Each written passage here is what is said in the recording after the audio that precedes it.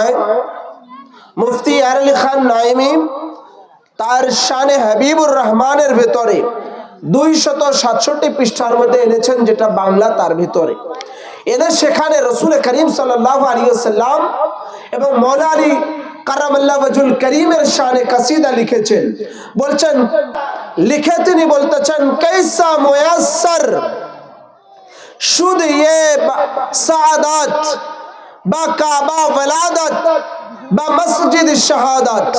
বলতেছেন পবিত্র খানায় কাবা আপনার জন্ম, বাইতুল্লাহ শরীফ আল্লাহর ঘরের মধ্যে, আবার আপনার শাহাদাতটা মসজিদের ভিতরে। বাহ, আপনার কি সৌভাগ্য যে আপনার আগমনটা মসজিদের মধ্যে, আবার মওলা আলী আপনার শাহাদাতটাও মসজিদের মধ্যে।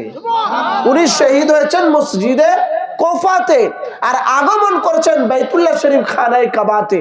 তো খানায় কাবায় আগমন করেছেন, মসজিদে আগমন, আবার মসজিদে উনার শাহাদাত। তাইলে উনার মতো রুতবাওয়ালা, মর্যাদাওয়ালা, সম্মানওয়ালা, ইজ্জতওয়ালা দুনিয়ায় আর কেউ আছে? হ্যাঁ, উনাকে রেখে দিয়েছে 3 নম্বরে।